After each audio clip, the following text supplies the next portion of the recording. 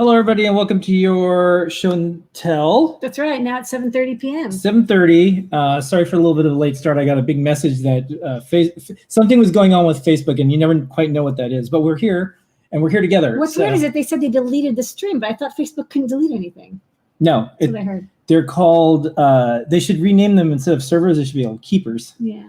So, anyways, we're doing this every single week, 7:30 p.m. to 8 p.m. That's right. We have some special guests from around the community, and then we have some Adafruit team members, and we have all of you. I'm going to put some links up in the chat. You already have a full room ready to go. So strap in, get your maker pants on. That's right. Maker drinks. Yeah. We're here till 8 o'clock, and then we've got Ask the Engineer from 8 to 9. That's right. So we're going to start off with Kevin from Digi-Key.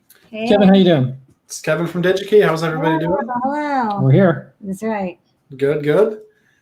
So a couple things I want to show us. First off, tomorrow is October 1st, and I think October is going to be probably one of the best months that we have had in a very long time. I hope so. I'm not even talking about Digi-Key sales or anything like that. I just think there's so much going on in the maker community, the startup community, the development board community. There's a lot of cool things happening, and I'm really excited about the month of October. Yay. So I hope you guys are as well. I know there's a new AdaBox coming out sometime in October. That's going to be great. So what I was playing around this week is the Matrix portal. And I actually used John Park's program. And I know it's really hard to read with these cameras and lighting and whatever, but it's set up so it has a countdown of when our new PDC is going to open. Ooh. It's 360 days, 13 hours. And 28 minutes. Okay, counting down. Yep. So we're pretty excited for this new PDC to open. And for people who don't know what a PDC is. What's a PDC for? So the PDC is Digi-Key's product distribution center. So that is our warehouse. It is where all the amazing development boards, all the Digi-Key magical parts come from. And we built this new facility. It's been 2 years in the works, and it is getting very close to opening. We are using portions of it here and there, but it's 1 million square feet, 2.2 million square feet of usable space. The actual footprint on the ground is 1 million square feet. It's unbelievable. Wow. And, you know, during this pandemic, we've still been pushing hard, and it looks... Outdoors, you know, you can do construction outdoors, no problem. And it's big, so you can be 6 feet away easily. Yes, you can. You can be 60 feet away and still have hundreds of people in there. Yeah. Okay, cool. All right.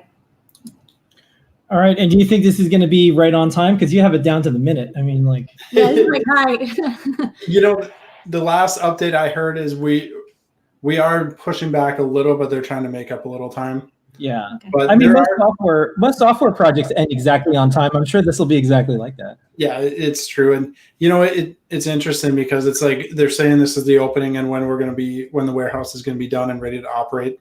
But we are already utilizing portions of it for storage and, you know, starting to move into it slowly. So technically it's up and working kind of. All right. Good use of the panel. Also, it looks like this giant, like low-res Nintendo Switch, which is really cool. Yeah, it really does. There's the cool 3D prints that you guys have. The Digi-Key logo looks okay on it, but the DK icon looks really good. Yeah, I see it until the new PC opens. All This right. is cool. All right. Thank you so much, Kevin. And most of all, thank you not only for the partnership with Digi-Key and all the things that we do together, but for your optimism, because I think things might go up and down, but I think if we start this new month saying there's a good chance that we can make it good and make it better for each other, it has a better shot. It's kind of like if you wake up in a crummy mood, you know, everything sucks all day. But if you say like, hey, new month, like, I want to jettison some of the year, so I'm looking forward to this wonderful October you're talking about. Yeah, I think it's great. I think we've all been talking about how hard things have been lately, and it's just like, you know what? October is going to be great. Yeah, at least there's, you know, pick up pumpkin-sized lattes you can. Yeah. The only downside of October is we're about 50-50 if we're going to get snow or not. Yeah. So. We mean per day, right? It's going to snow half of October. Yeah. Yeah. All right, cool. Okay. Well, thank you so much, Kevin, and we'll see you next week. All right. Take care, guys. See you later. Yeah. Like to see cool Matrix Portal projects. All right. Speaking of Matrix Portal projects. All right. Next up, oops. folks jump out. And Zach. Next up, this is Zach from Bantam. Hey, Zach. Just one side note.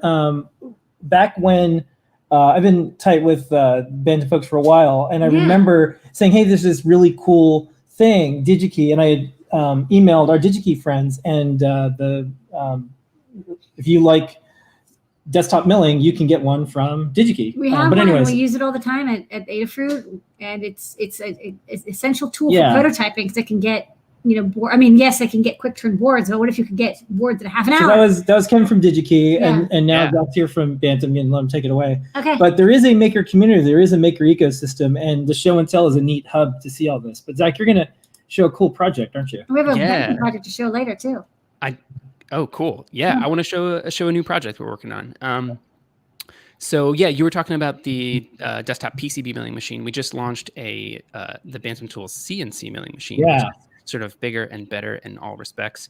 And we're doing our thing, creating some projects that really show off the capabilities of this new machine. And it's really geared for, aluminum parts. You can make a quick sort of EDC bottle opener, that kind of thing. Okay. But you can also mill circuit boards with it still. So recently we put together a synth little sequencer, and this is based around the Adafruit Feather. It's running on it's pulling in from the PJRC audio library that y'all have a fork of. And this is a really simple instrument, but I think it shows off the capabilities of the mill as well. And it's like a milled walnut base, and this is just like pocketed out, and then inside is a little breakout board, a little FR1 breakout board for the feather. Some pots. I think all of these components come from your store.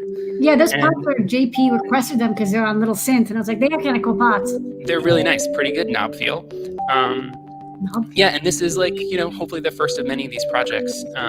Tempo. I love how the feather is part of the design. I mean, like, usually you don't see the raw electronics as part of like the. No, it matches nicely. The aesthetic. It's a good aesthetic though as well. Yeah. Thank you. Glad you like it. So I think the thing that's missing is like a little CV input, so you can plug it into your Moog and the rest of that. Yeah, absolutely. And the way that this was constructed, which is really fun, is like the base is milled out using like a Fusion cam. The PCB inside is milled out with, make this a little bit less annoying. The PCB is milled out with an Eagle import, so you just import your BRD file and it generates the cam for you. But then the faceplate, which is my favorite, is all set up just using an Illustrator file. So you can do your inner cutouts, your outer cutouts, and then your design, and you're ready to go. No crazy complex cam. That's beautiful. Hopefully we're gonna do more of these, and curious where you guys see this going, what we should do next, whether it's a guitar pedal or a we just added the MIDI feathering to the store, so pop that on top, and now you got MIDI in and out. Check out Noe and Pedro's new project. Yeah, we also, because it's a feather ecosystem, you could do things where it's not a knob controlling it, it's a distance sensor. There's so many libraries and so many things where like you could do this Lego-like thing where it's like, oh, this one, the tempo is going to change based on my heart rate.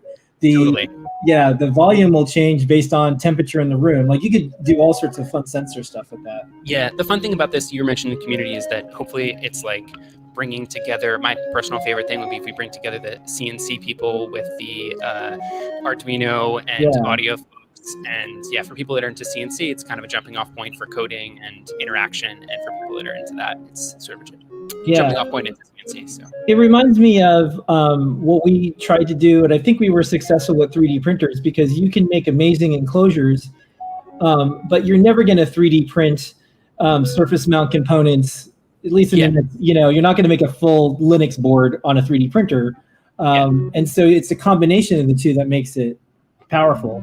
And I think this is like a really good glimpse of the future, which is a CNC plus open source electronics. Like that's what you want. You want to be able to get all the files so you can like make all the things around it and do all the things. And then if you could do something like music that brings people together, that has a neat social aspect.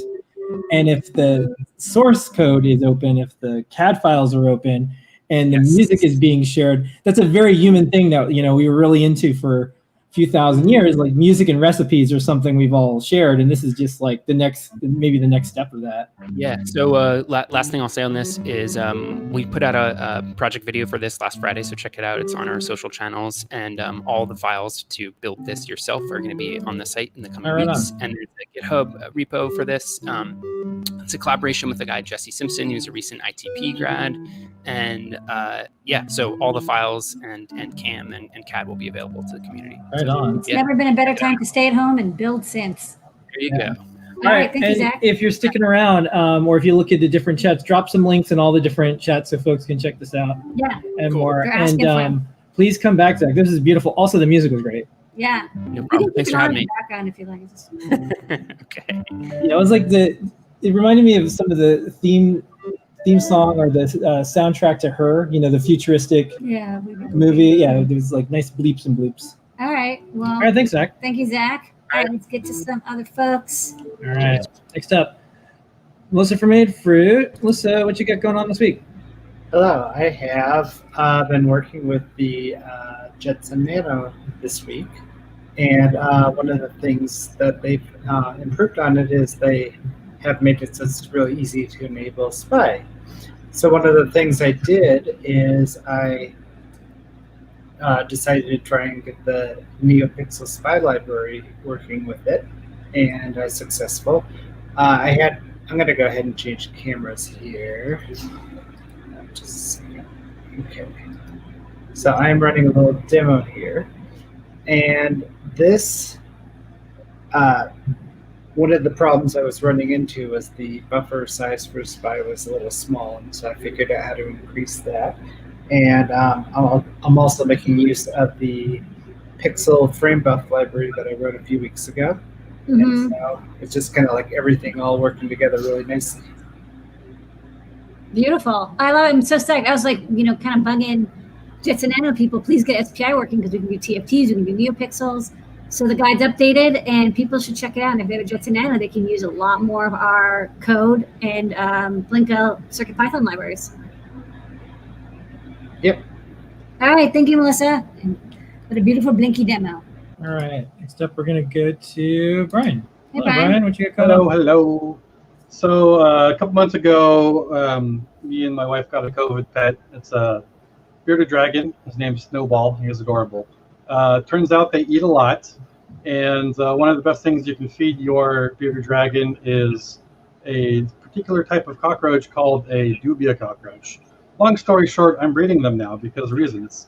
So to do that, they have pretty particular requirements for the environment they want to be in. They want to have the temperature between, 85 and 90 degrees Fahrenheit and humidity between 40 and 60 degrees. So seeing as I work with a company that does sensor stuff, I made something to make that easier for me. So I'm going to switch over to my other screen. This might be the grossest thing or the coolest thing. I don't even know yet. I'll give you a warning when there's going to be cockroaches. I'll let you know. It's cockroach warning. Okay. Okay, so share screen. Here we go. Application window. Here we are. Okay. Are you seeing that now? Yeah. Cool. So this is a panel set up on Adafruit.io. I've got, this is basically many ways of looking at the same thing.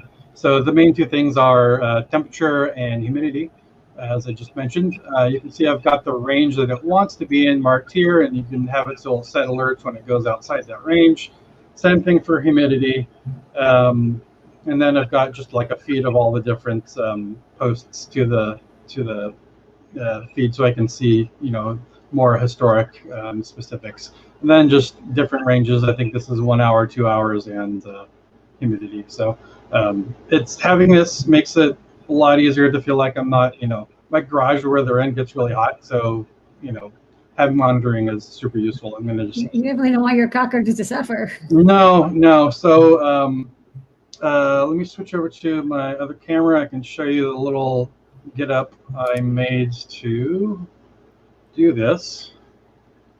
There we go. So this is a whatchamacallit, the Pi badge. So I've got a HD20 here. Normally this is dropped down into the enclosure. And then I have it running a sketch that I worked on right now. It's probably not going to say anything. Oh yeah, it's reporting humidity and RSSI and stuff like that. The most interesting thing about this for me, software-wise, was figuring out why it was taking the ESP32-SPI library so long to return from posting. Long story short, it's just waiting for the ESP32. So I added a callback that allows it to pull the buttons so I can adjust the backlight. So because this is living in my garage, I don't need the backlight on all the time. And then I just added a little airlift feather on the back, and it's good to go. Okay, awesome. And I have to include my friends here. So here's Ah! No, that's cool. Oh yeah, they're actually really cool. So you can see there's a range of sizes. This isn't even as big as they get or as small as they get, but those are creepy looking. They almost look like big roly polies. Yeah, they do. They get a whole lot uglier when they're upside down, which I won't do for you. Okay, Yeah. all right. We want to get to other people who also have other different cockroaches. That's a pretty cool project. Thank you, Bryan. All right, see you later. Cool stuff. Okay, we do have to get out of here. In Yeah, we'll get to about everybody. 10 Don't worry minutes, about a couple minutes each. We'll get to everybody. Yeah. All right, everybody, keep it a minute each, and we'll get to everybody. Go, Noe and Pedro. All right. Yeah, this week we have a MIDI project as well. This is a collab project with Liz Clark. So this is a MIDI melody maker, and it's also CNC milled out of the other mill from Bantam tools. So it's got some cool key features like a display. So this is the OLED display. It's got the stemma connector, and on the inside there we got a nice look at all the electronics. It's running off of the Feather M4 as well. But it also has the MIDI feather wing, so we can do MIDI out, and I have it plugged into my micro Korg synth. So you can play around with different notes. It creates arpeggios, and the screen updates as you change some of the modes. You can adjust the BPM with the slider. You can change the key as well. You can change the beat division, and as a little nice extra touch, you can see Blinka is a little bitmap, and she is slithering around. So if I can get her to slither really, really fast.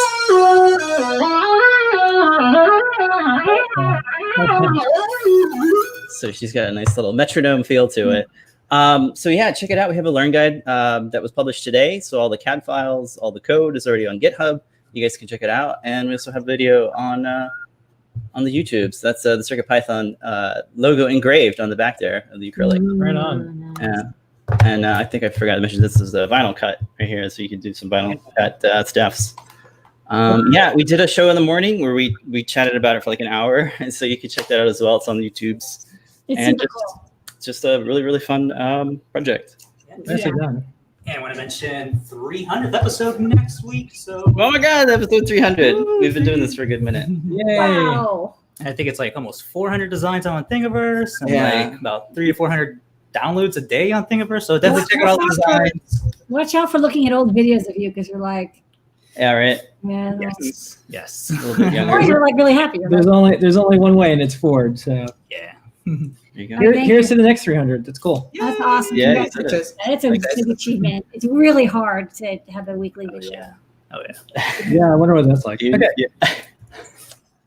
All right. Thank you. All right. Next, up. speaking of a weekly video series, JP does a weekly show. JP, what are you doing this week? It's true. Hey, so what I'm doing is going to show a animation method on our matrix portal here on a little LED matrix display. If you see those rings spinning right there, those are made with that sprite sheet that I've got showing up right there. So I'm going to show this on the show tomorrow. This is sort of a tried and true venerable method of doing animation in video games primarily, which is to create a bitmap that has all the frames that you want to show of an animation so that the system can load that thing up and then just translate around different sections of it, which is much easier and faster than loading up a whole bunch of separate frames. So I'm going to show how that was created. You can see I had some fun making some effects animation there, some little tumbling tori. I've got a little bouncing ball animation I did, and a little LED that was actually from one of our Make Code arcade projects I did a while ago of, what's her name? Blinky? Ruby, thank you. So I'm going to show how that works tomorrow on the workshop show, which will be 1 o'clock Pacific and 4 o'clock Eastern time, so you can learn the secrets of sprite animation on the Matrix portal. And a big thank you to Melissa, who wrote the code for this, and this is running in CircuitPython. It's a very simple code. We've got some controls for things like looping. We have some button control on the Matrix portal that I can use over here if I want to just have one animation play over and over again. I can go ahead and click that, and now it's just going to run through that one until I hit a button to advance to the next one, which is nice when you're sort of checking your cycles and seeing how they look. So that's what's coming up on tomorrow's show. Thank you so That's much, great. JP. We'll be showing some of your videos tomorrow night. Awesome. Thanks so much. I'll see you guys. Okay. Learn animation from an animation pro. Next up, Erin. Hey, Erin. Hey, so I am just finished up a project where I made Bluetooth controllable lights that light up a room or our space. So there's a really simple, easy beginner project. I just launched the tutorial this week. All you do is basically plug it in and sort of screw the LEDs to the board, and then there's some CircuitPython code that I wrote. This is I put it up in my mom's RV this weekend too, and she just loved it. She has to have one. We can use the Adafruit Bluefruit app to change the brightness of the LEDs. I have 7 different LED modes in there in the code. You can preset your favorite modes over here. And it's just a really fun, simple project that's just transformed your space really easily. I've seen these commercially available for like a lot of money, and they don't animate and you can't customize them. So that was my idea here, was just to make it a really super easy DIY project where you can write your own animation modes and make your space look amazing. Yeah, and I love it. It's so simple. I was like, you're right. We've never done this, and it's no soldering. It's a great beginner project, and it's already gotten tons of hearts on the learning system, so people are excited. Excellent. A good build, because you're at home. You might as well, and you're on Zoom calls, make your background look cool. All right. That's right. All right, thank you, Erin. Thanks so much, Erin. Bet. Next up, we're going to go to Phil B. Paint Your Dragon. What you got going on this week, Phil B? Hello there. I have a Matrix Portal project this week. Switch cameras. I wonder what it is. I know, right? I mean, it's like 1 month from Halloween. Well, yeah. So it wasn't Halloween, right? animated eyes running on the Matrix Portal, and it's funny because we revisit the eyes like every year, and it's always more and more and more pixels. Yeah. And so this was kind of a nice kind of a retro step back to a low resolution format. But it's fun because it's all programmed in CircuitPython. You can customize it. We have three designs to start with. I'll try to do some more in there, or you can add your own. You know, it's not a lot of pixels to work with. Thought it might be a neat Halloween thing to put up. Like trick-or-treating probably isn't going to happen most places, but I have heard a few people say they're going to throw the kids in the car, and just like Christmas, where you go look at the Christmas decorations, it's like they'll go look at the houses with cool stuff set up. Yeah. So that's a thought. It's something you could put in the window. You know, blinky eyes are always spooky.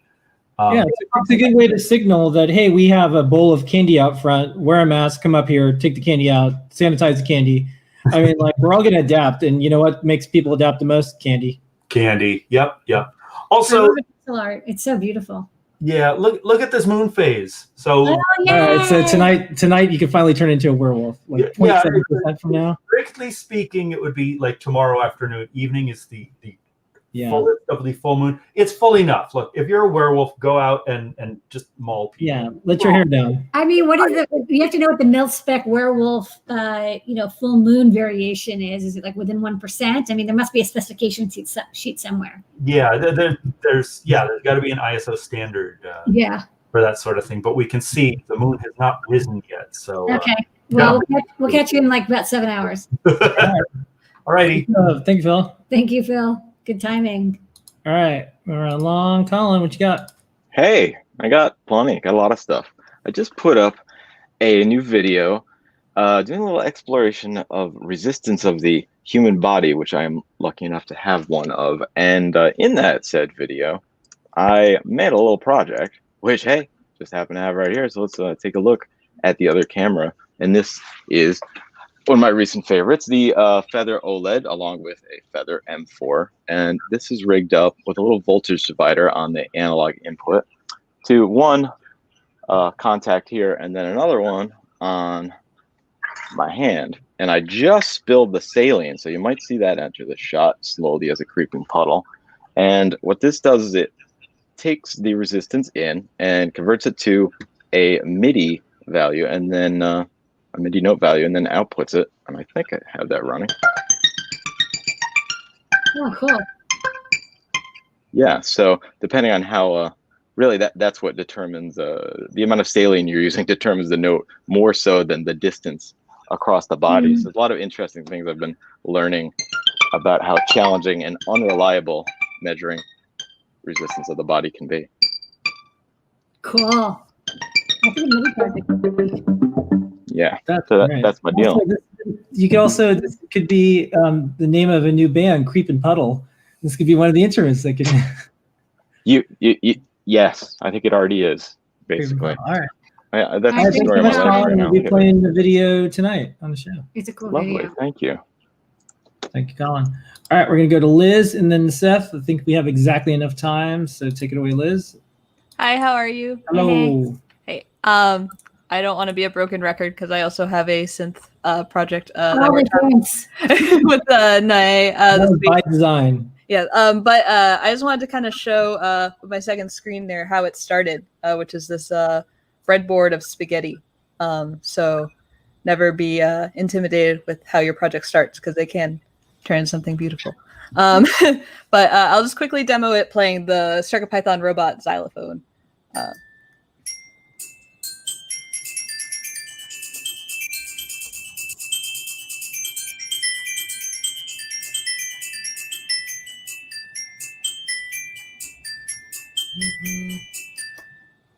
That's great. Your house is like so much fun. Like, I've got the Halloween decorations out. No, you're set. That's awesome. All right. Thank you for keeping it cool, Liz. That was wonderful. All right. We'll see you soon, Liz. And thanks for bringing some joy to Show and Tell this week. Thank you for the joy as well. And for people who are wondering what that is, check out her guide. She made a fully roboticized metallophone with 30 solenoids and made it MIDI controlled. Yeah. Very cool project. One thing, just a little thing, someone in the chat mentioned this and I was just about to say it as well. So the xylophone that you were able to do is really fast. Look up and see if you can, there's always those weird Guinness records. It's oh, why would anyone even think of that? You might want to see if there's the fastest xylophone that you can do. I should, because playing it with actual mallets, I could never do it that fast. Yeah, but you could do that. So that, and even if one of the things, if they say no, then you could say banned by the Guinness World Book of Records. That's cool too. That would be a good achievement for me. Both of those things work. All right, thanks, Liz. Have a good one. All right, Seth, take it away. You got a minute or so? Hey everybody. So I talked to last couple times about how you guys inspired me. So this is the first little board that I'm selling. It's based off the AVR chip. Oh, that's great. A very common one. So I had some issues at first. I accidentally put the PB instead of the P on it. So that was some bootloading issues. But I finally got them put together today with cute little blue lights blinking. Cool. And then next iteration, I kind of wanted to put some of the stemma boards. But and then I had also talked about these little boards here. This is a little SAMD chip. And you might notice a little stemma QT connector on there. Oh, yeah. They almost got lost in the mail, which I was really happy that they actually came in because I also needed the Feather M4 for that. But those are two little boards that I'm working on. This one was, it didn't quite work. So, you live and you learn and you make a new one. So, it was kind of funny because the day that I got the idea for it, you guys had also released the, not too long after you released the stemma or the Cutie Pie, which I also which I actually did one of my first CircuitPython tutorials for my site with the Cutie Pie, so that was pretty cool. So right, yeah, it all works out. At Mega Version would be great too. I mean, people really love the AVR line, so all is welcome. Yeah. Alrighty. Well, congrats on bringing up a board. Put the links in the chat. Drop me a note, pt@adafruit.com, when you're ready to get the word out about them, and I'll have the team write about it, or I'll try to if I can. And keep coming back and showing off your stuff. Definitely. Yeah. Thanks, guys. Thank you so much, Seth. Thank you, Seth. We will not be punished for having a MIDI project. All right. Well, thanks everybody for coming on the show and tell this week. We do this every week, 7:30 p.m. Eastern time. Thank you so much for making this the best half an hour of our lives every single week. This is it. We're going to do Ask an Engineer in just a few minutes. We'll see you in like 30 seconds. Can we just go to the eyes for one more second? That'd be so cool. Eyes. Okay. Goodbye. Goodbye. Goodbyes. Goodbyes. To you. Bye-byes.